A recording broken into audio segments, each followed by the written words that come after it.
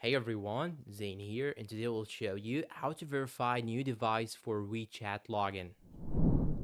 First, you'll have to click on more options just right here once you click on login. And now you'll have to choose login into another account. And now you will have to provide your country and region, phone number, then click on accept and continue. Once you click on accept and continue, it will show you here this page. Now you'll have to provide your password. Just provide your password, then click on login. And now here's the step of verification. Simply tap on start to verify.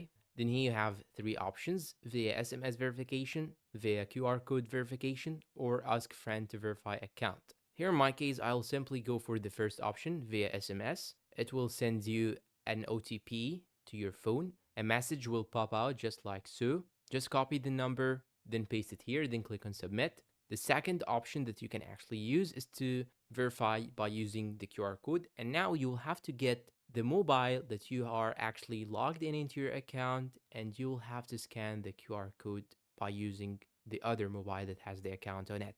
And this is step number 2 to verify the account. The last and the third method is to simply ask a friend to verify your account. So you'll have to ask one of your friends to verify your own account. And that's all for today's video. Please support us with like, subscribe, comment, share. Thank you for watching, and goodbye.